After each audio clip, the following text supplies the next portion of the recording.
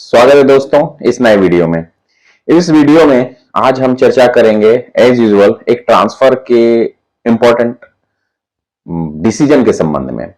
खैर इससे पहले मैं बता दूं कि इससे पहले कई तरह के वीडियोस मैंने ट्रांसफर के संबंध में बनाए हैं, स्पेशली रेलवे रिलेटेड, कुछ बैंक से रिलेटेड बनाए हैं।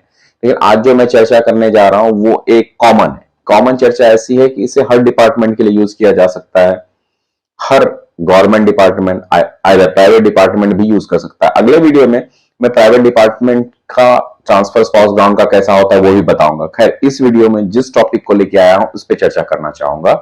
ये एक ऑर्डर है, ये ऑर्डर आप भी चाहे तो पढ़ सकते हैं, न्यूज में है। उसका हेडलाइन है be considerate while issuing transfer order to women. ये केरला हाई कोर्ट का कहना है। The court recognize the role played by women in the lives of their children. इसका मतलब कहना यह है कि महिलाओं का रोल बच्चों और पेरेंट्स की जिंदगी में बहुत इंपॉर्टेंट वर्क करता है और उन्हें कई तरह की पारिवारिक जिम्मेदारियां होती है, तो उन जिम्मेदारियों का उन्हें निर्वाह करना पड़ता है। तो जब आप ट्रांसफर ऑर्डर महिलाओं का इशू कर रहे हैं तो जरा ध्यान दीजिए इन चीजों पे। यह कहना है केरला हाईकोर्ट का। चलिए थोड़ा सा उसे अच्छे से पढ़ते हैं, शब्दों के साथ समझते हैं कि आखिर इसके क्या मायने हैं और हर डिपार्टमेंट को इसका क्या यूज हो सकता है। तो इन्होंने कहा कि the major role they play in the lives of their children, spouse, ageing parents और एनी अदर डिपेंडेंट। यानी अगर उनके घर में कोई डिपेंडेंट है, उम्र दराज पेरेंट्स हैं या बच्चे हैं, तो उनके लिए उनका रोल बहुत अहम हो जाता है। वो जॉब पे से आके भी घर की जिम्मेदारियां संभालती है। फिर आगे कहते हैं the court said that employer should empathise with women employees and think with an open mind and some understanding before issuing them transfer order। यानी जब आप उनके ट्रांसफर ऑर्डर इशू कर रहे हैं तो जरा खुले दिमाग से सोचिए, कई तरह के पहलुओं पे सोचिए। सिर्फ रूल रेगुलेशन पे नहीं जाइए कि अगर 4 साल हो गया है तो ट्रांसफर करना जरूरी है तो कर दिया जाए, 3 साल हो गया तो ट्रांसफर करना जरूरी है तो कर दिया, एडमिनिस्ट्रेटिव ग्राउंड है तो ट्रांसफर करना जरूरी है तो कर दिया जाए। ये ही सिर्फ नहीं सोचना है, बाकी और तथ्यों पर भी सोचना है आपको, ऐसा जज का कहना है। और ये ऑब्जर्वेशन कब आया, जब एक गायनो और एक सर्जन, गायनो लेडीज डॉक्टर होते हैं और एक सर्जन, उन दोनों के इस पिटीशन पे ये हुआ, who receive transfer order from employees state insurance corporation hospital in Ernakulam to relocate an ESIC hospital in Kollam district. यानी ये इन दोनों के बेंच के पिटीशन के इन दोनों के पिटीशन के बाद बेंच ने ऐसा ऑर्डर दिया है कि it is not easy to find daycare facilities for their children or to even entrust their children to unfamiliar people to an unfamiliar location.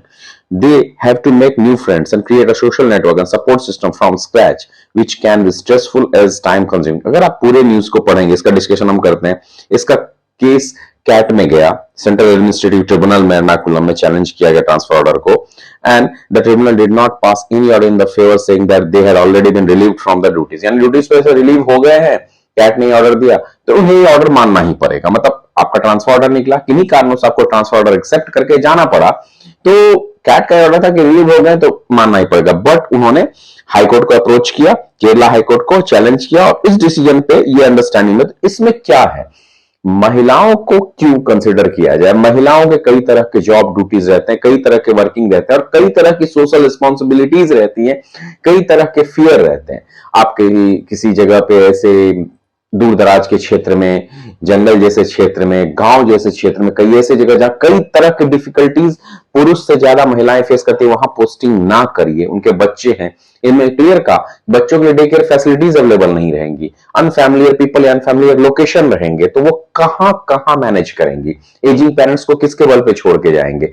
इन सारे सिचुएशंस को देखा जाए तो सिचुएशन मेल के लिए भी प्रॉब्लम क्रिएट करते हैं। बट उनका कहना है कि स्पेशली जब फीमेल का ट्रांसफर आप देख रहे हैं तो कई पहलुओं पे देखिए, सिर्फ रूल्स रेगुलेशन के साथ मत जाइए, एम्पैथाइज करिए। यानी आप उसके शूज में पैर रख के देखिए, उनकी परेशानियों को समझिए और तब किसी भी प्रकार का ट्रांसफर ऑर्डर इश्यू करिए। ऐसा कहना था केरला हाईकोर्ट का। इस तरह से उन्होंने एक जवाब दिया है। तो ये कल होकर के हमारे लिए बहुत फायदेमंद है कि जज इस नजरिए से समझ रहे हैं किसी महिला के ट्रांसफर के संबंध में, तो इसको इंक्लूड आप अपने स्पाउस ग्राउंड के ट्रांसफर के एप्लीकेशन के साथ भी कर सकते हैं, इस बात को रख सकते हैं अपने एम्प्लॉयर्स के साथ।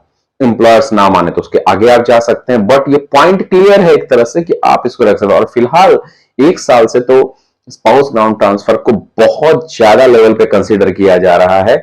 अगर आप लगा रहे हैं तो 3-4-5 महीने में ट्रांसफर हो जा रहा है। तो अगर किसी का कहीं अटका है तो एक्टिवली पार्टिसिपेट करिए, क्यों अटका है ये देखते हुए रिलीव होने के लिए। But spouse ground transfer best transfer है रिलीव होने के लिए। बहुत दिनों बाद आया हूं, वीडियो कैसा लगा जरूर बताइएगा। वीडियो अच्छा लगा हो तो लाइक शेयर सब्सक्राइब भी करिए। धन्यवाद दोस्तों।